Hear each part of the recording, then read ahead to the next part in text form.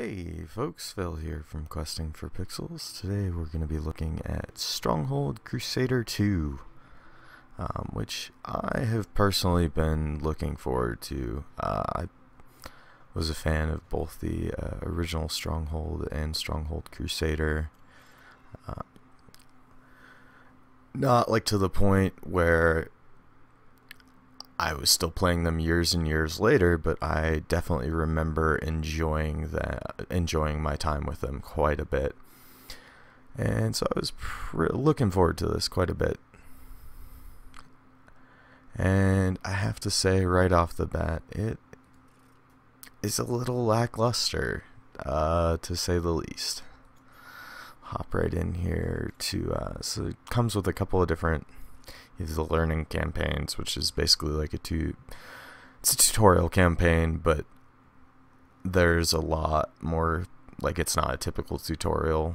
The first couple of levels are, but then after that it's much more like a proper campaign that's just also taking the time to kind of limit your access to certain buildings and building that up slowly. To give you a chance to kind of get familiar if you've never played these games before, or if you're like me, you haven't played them in several years, and then we have these skirmishes, which is campaign stuff, but with all the buildings unlocked and stuff. I've done a little bit of that, and then of course we've got custom skirmish, which is just setting up a game with computers or whatever. And they do have some online multiplayer, although typically I've only seen a few games kind of going on at any given time. So, and I personally have not played any, so I'm not sure how well it works, to be honest. And then the sandbox mode here, so it's 3 maps, 3 really large maps with like little villages to capture and stuff like that. It's not particularly exciting. We'll kind of drop in a bit and show you what's up there. So let's hop into one of these real quick, just to kind of give you an idea, if you've never seen a Stronghold game before, kind of what's going on here. So Stronghold is typically about building a castle and protecting it from siege and sieging an enemy castle, as the name would kind of imply. In a lot of these campaign stuff, you start off with something already kind of set up, whereas in the skirmishes and stuff, you're pretty much building up from scratch. Alright, let's get our guys moved around here. So you have a bunch of different units you can recruit and stuff, and you have to be able to produce weapons for them and all of that, and you have to keep track of peasants and all of that kind of stuff. If you're familiar with the original Stronghold games, all the basic stuff is here.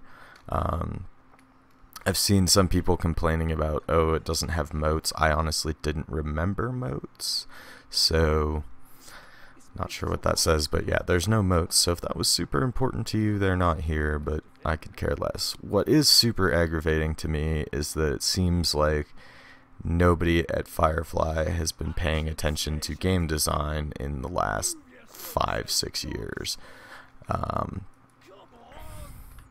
At least in terms of UI, interface, that kind of stuff. It's lackluster to say the least. First off, as you can kind of see, there's no like actual resources up here that I can see.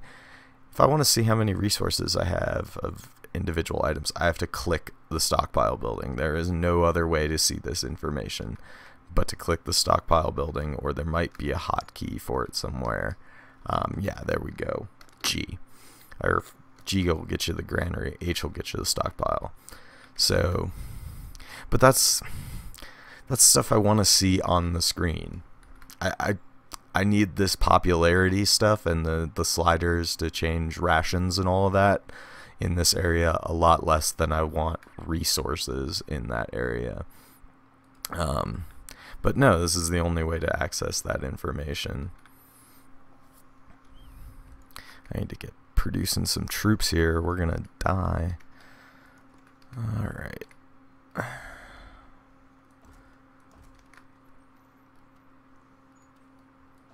Got Saladin's forces coming for me.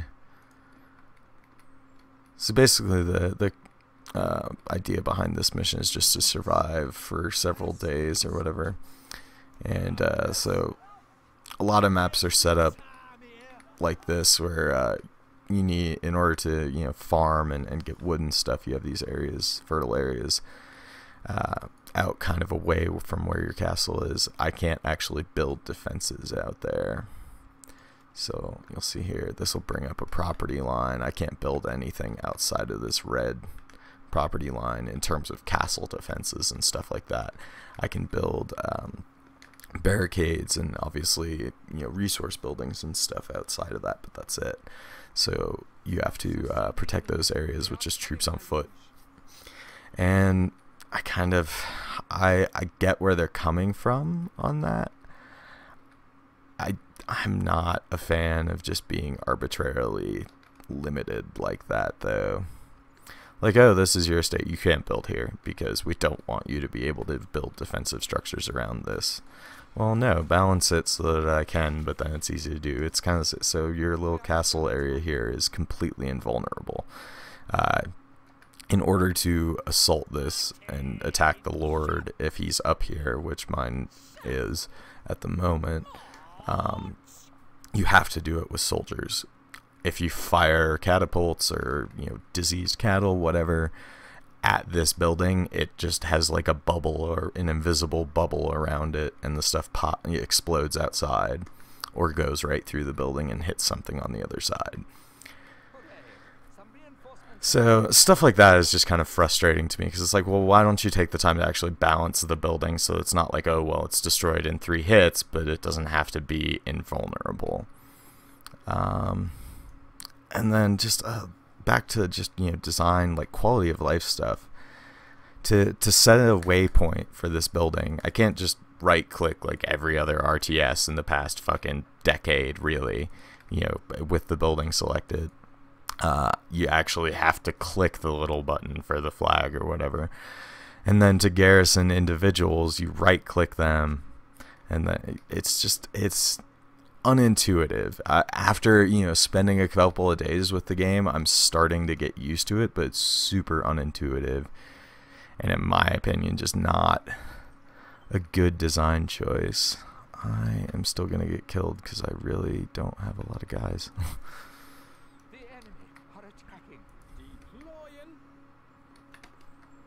I need to send some of these down here too, or these guys are gonna set all my buildings on fire. No.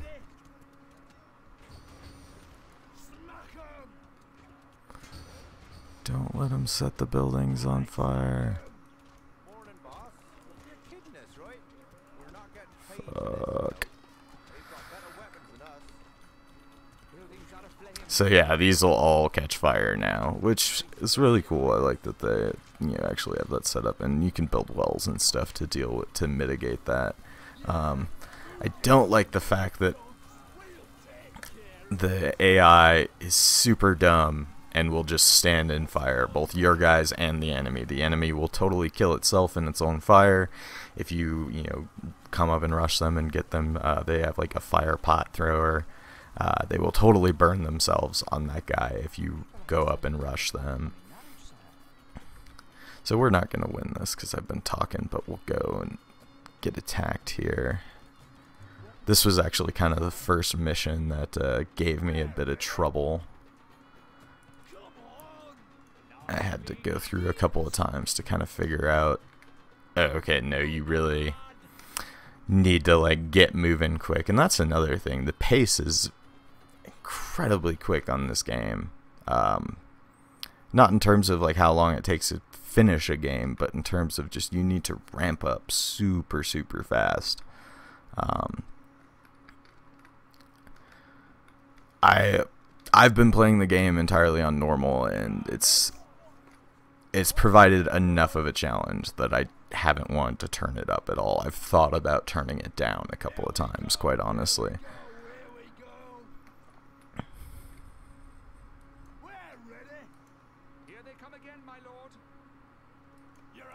Grab these little resources here.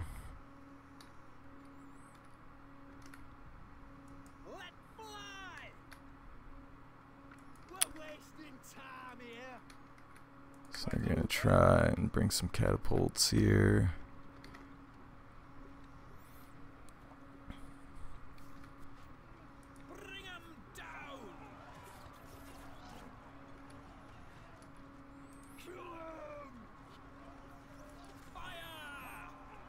I would say too, honestly, it feels like, so you're gonna watch, we're gonna rush these catapults. This is 2 seconds.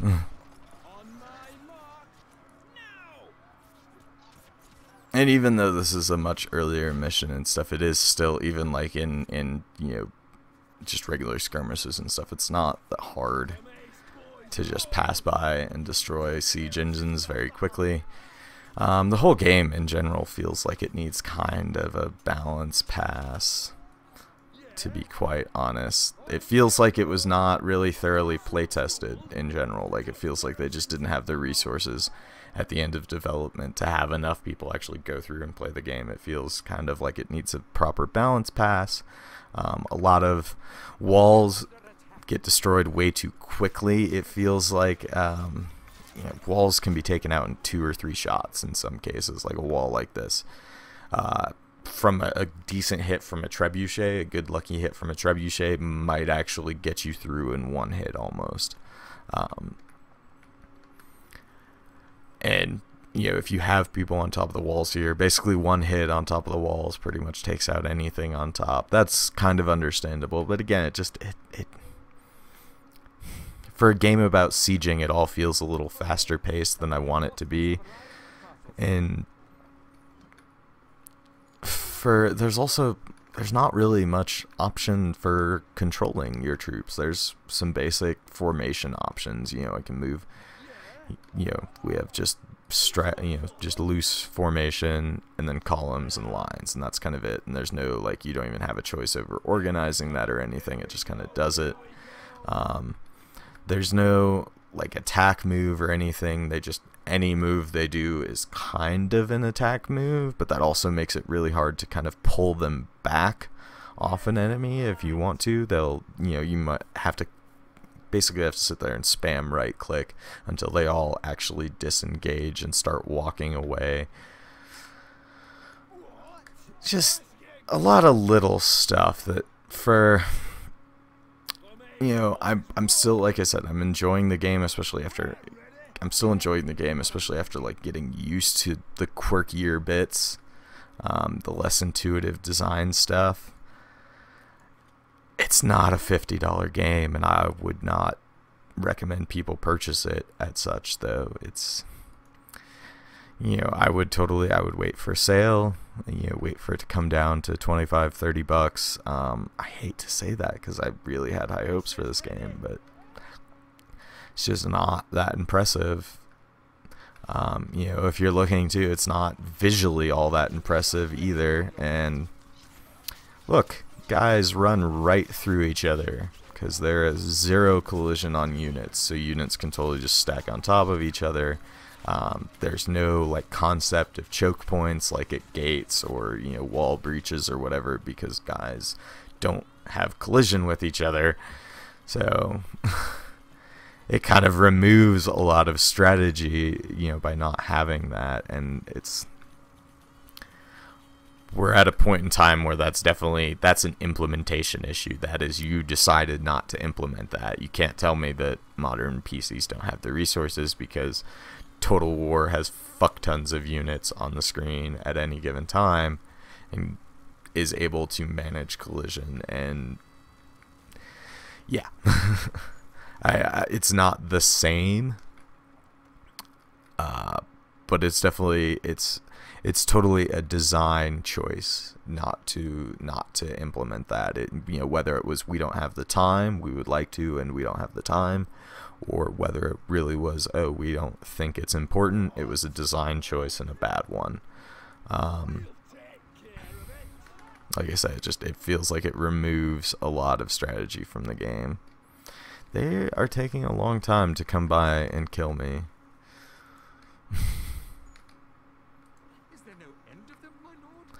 There's no end. Your little voice actor guy is not that great either. You have this very, I don't know, just dopey, like, jester British guy almost fucking talking to you and stuff.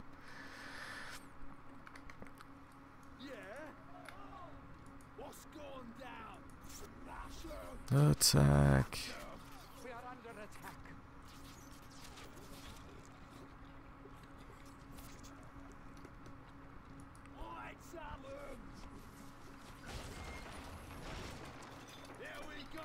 So now when we go to assault the other side here, they have some of these fire pot guys, and we'll kind of... So these are the little fire pot throwers here.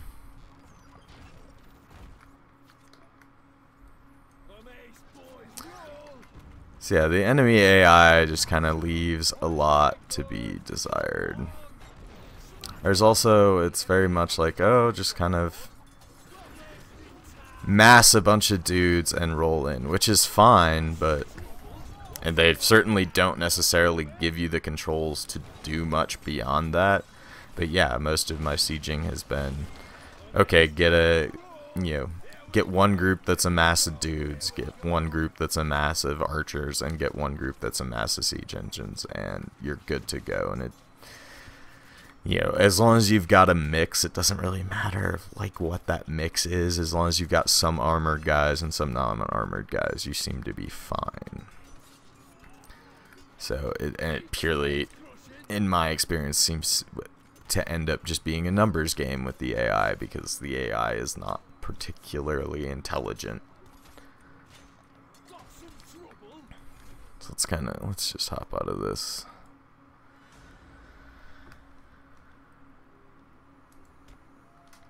We'll show you a sandbox real quick. Load one up that I've already got kind of going.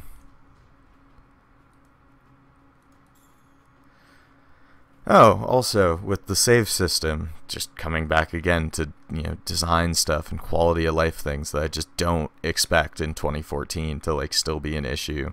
I had a crash just before completing a mission because the game has some bugs. I've had 3 or 4 crash to desktops in about as many days, and there's 0 auto-saving, or rather there is. I did not think there was at first, but then I happened to notice that it does occasionally say, saving game across the bottom of the screen. So I went digging, and yes, it is actually doing some bare minimum auto-saving, but it's not actually making them accessible to you in-game. I had to go and move the autosave from a separate folder inside of where the saves are that it puts them in and move it into the main save folder for the game to see it.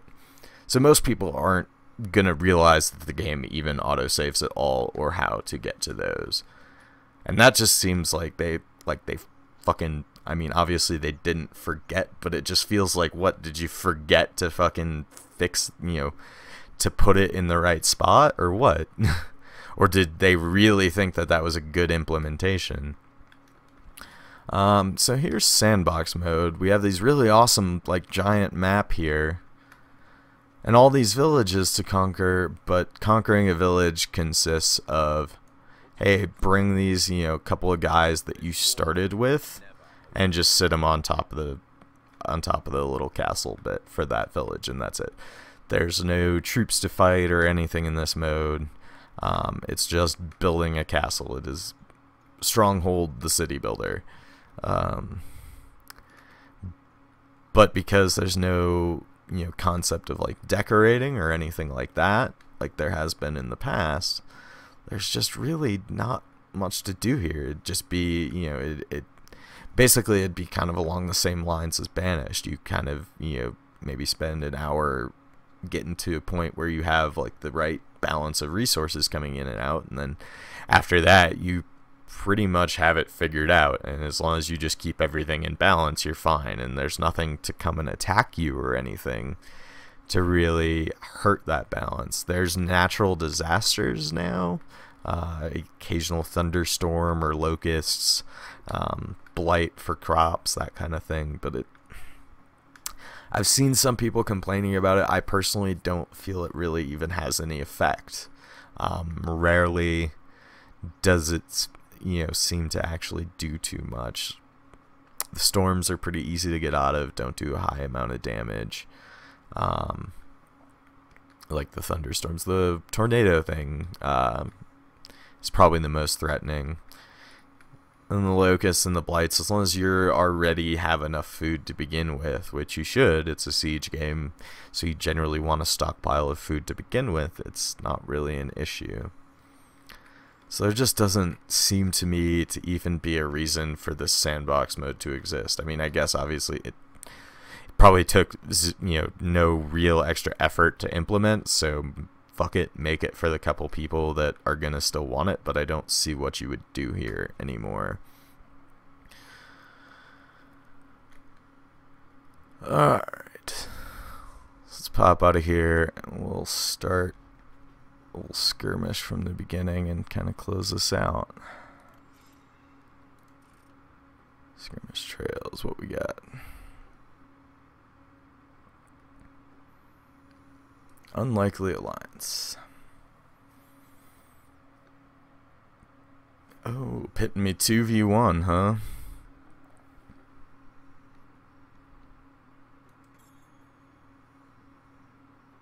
Place your stockpile, my lord. So yeah, these you just kind of start out with nothing. You have to place your stockpiles first immediately, and I don't believe you can remove them. I haven't tried deleting them. Let's do that real quick and see if I can. Okay, so I can replace it. Alright, there's a couple of missions where I wish I would have just done that.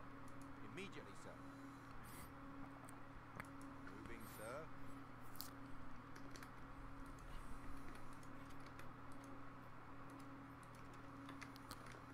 So what do we got? We got some stone, we got some iron, and we got our wood and food over here. Alright. So yeah, you have to get your resources up and running pretty damn quickly. Not enough workers available to run this building. Even with these easier computers, if you let them get ahead of you, they will, and especially now there's 2 of them.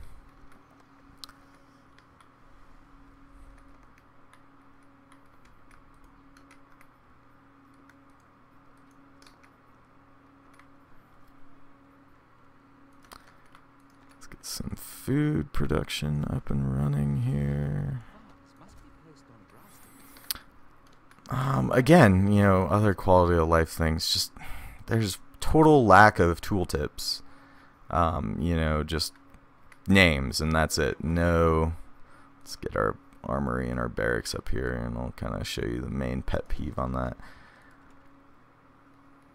Like no information about these units at all other than what they require. Just no, oh, does this one have some better attack? No, you need to know all that stuff. No indications for hotkeys anywhere. No, you just need to know what it is, and no way to change any control stuff either.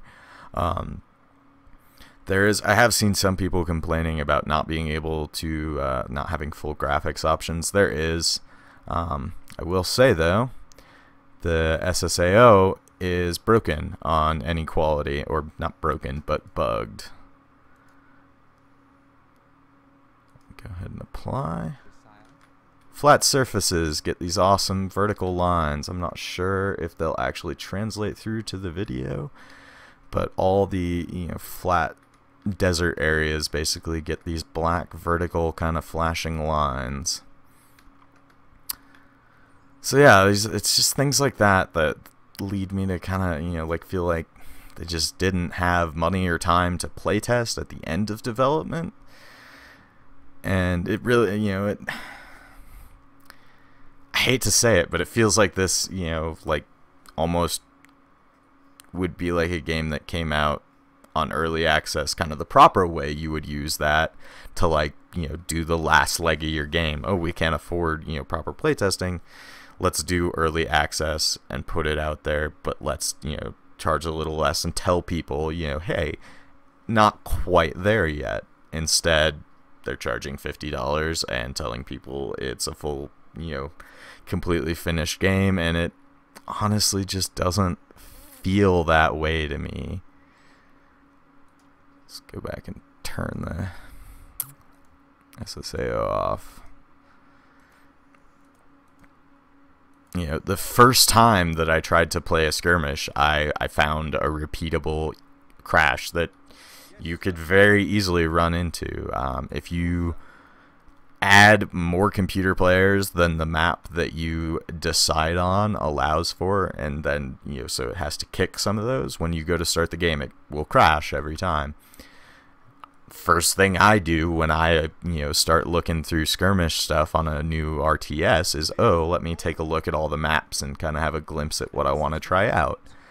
So, and I'm sure I can't be the only person who takes that attitude. It's just stuff like that. It's not a totally obscure bug. It's something I found within 20 minutes of playing the game. All the other stuff has been, the couple other crashes I've had have been random stuff. One seemed possibly related to switching over to second monitor, issues from that. So yeah, it's just, if you're, if you really like Stronghold, it is totally still Stronghold. That game is totally still here. If you're just looking for a cool new RTS to try out and you don't have that attachment to Stronghold already, I would honestly tell you to steer clear. At least until, it drops in price for sure. I do not think this is a $50 game at this point, to be quite honest. It's just not there yet. I think, like I said, with a patch or two, a balanced patch, and some quality of life stuff, some UI design and shit, like we actually live in 2014 and not 2005. Then yeah, I would be on board. But as it is, I feel like they just fell a little short. So that's Stronghold Crusader 2. As always, you can check out more over at questingforpixels.com. Thanks for watching.